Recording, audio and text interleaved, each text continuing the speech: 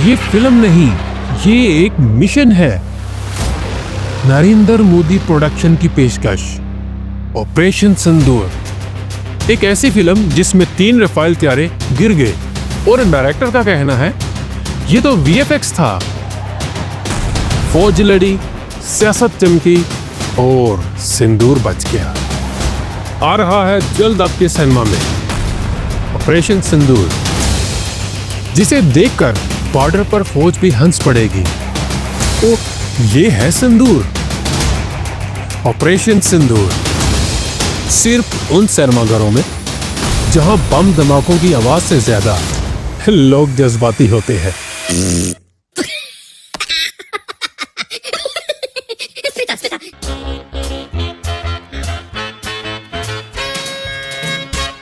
अस्सलाम वालेकुम नाज़रीन, कॉमेडी स्टूडियो की नई एपिसोड और नए मौजू के साथ इमरान एक दफ़ा फिर आपकी खिदमत में हाजिर।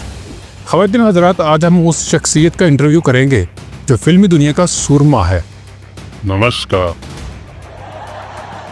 बल्कि सूरमा माना जाता है, जिन्होंने सिंदूर को फिल्म में इतना बुलंद मुकाम दे दिया कि अब पायलट भी इसे वार जोन में लोकेट करते हैं। तो लीजिए, हाजिर हैं वो डायरेक्टर जिनकी फिल्म सिंदूर में 3 रफाल तैयारे तबाह हो गए, लेकिन वो अब भी कहते हैं कि ये फिल्म 100% कामयाब है। तो चले आए इनसे बात करते हैं इस फिल्म सिंदूर के मौजू पर। तो शुरू करते हैं आज का प्रोग्राम। सर, सबसे पहले तो ये बताएं कि फिल्म का नाम का आइडिया आपने लिया कहां से? ऑपरेशन सिंदूर, मानते हैं ये एक जंगी वार फिल्म है।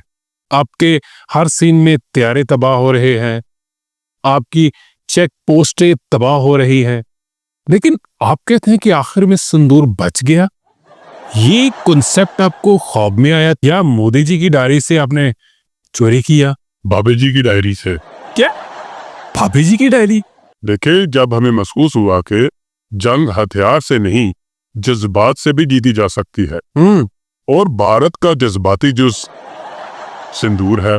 अच्छा, इसलिए हमने सोचा कि सिंदूर को बतौर हीरो पेश किया जाए, बाकी सब भाड़ में जाए। Very good. इसलिए जमीन पर सिंदूर जीत गया। उस सर को ये ख्याल उस दिन आया था जब इनके सर पर असल सिंदूर गिरा था। क्या? ये इन्होंने वहीं से इंस्पायरेशन ली। इंस्पायरेशन तो ठीक है, लेकिन ये रफाल गिराने का मामला हकीकत में क्या था? 3 रफाल तैयारे आपके शूटिंग के दौरान ही तबाह हो गए। कैसे हुआ? इस पर आप खामोश क्यों रहे और पूरी दुनिया को आपने अंधेरे में रखा और कहते फिरते हैं ये वीएफएक्स का कमाल है, असली रफाल नहीं गिरे। कहते तो आप ठीक है, तुम अपनी बकवास बंद करो। वो तैयारे असली नहीं थे। तैयारे असली नहीं थे? क्या मतलब? हाँ, मतलब थे असली लेकिन हमने इनका बीमा करवा रखा था। जी सर, ठीक कहते हैं। फिर बकवास। देखिए, अगर फिल्म प्रोड्यूसर को ये पता चल जाता कि ये असली रफाल तबाह हुए हैं तो वो फिल्म को सीरियस ले लेते। सही, जबकि हमारा मकसद इंटरटेनमेंट था। सर झूठ बोल रहे हैं। असल में प्रोड्यूसर को पता चल गया था कि असली रफाल तैयारे तबाह हुए हैं, लेकिन प्रोड्यूसर उस दिन सदमे में चले गए थे और डायरेक्टर साहब ने हमें मना किया था कि बताना नहीं, वरना हमें पेमेंट नहीं मिलेगी। असिस्टेंट बेटा, जी सर। तुम्हें यहाँ लेकर आने वाला कौन था? सर, आप लेके आए। फिर बेटा हम दोनों पे लानत। फिल्म में सियासत भी है और सिंदूर भी। एक तरफ रफाल, दूसरी तरफ सिंदूर और तीसरी तरफ मोदी जी की सियासत। ये फिल्म है या इंतखाबी मंशूर है? देखिए मोहतरम, फिल्म एक आर्ट है, और आर्ट में सियासत हो, रूहानियत हो या रॉकेट, सब चलता है। अच्छा, हमने फिल्म में दिखाया कि जंग सरहद पर ही नहीं, दिल में भी होती है। हाँ सही। और सिंदूर इस दिल की फतह है, वही पता जो पाकिस्तान ने हम पर फेंका था। ये असिस्टेंट आपका ही है? जी मोहतरम, ये हमारा ही है। बेटा, इतनी तबाही हुई, तुम किसी तबाही का शिकार नहीं हुए? सर, आपका कहना है कि ये फिल्म अगले साल वर्ल्ड वाइड रिलीज होगी। क्या वाकई ये फिल्म वर्ल्ड वाइड रिलीज होगी या सिर्फ नेपाल, भूटान और फेसबुक पर? नहीं जी, यूट्यूब पर भी होगी।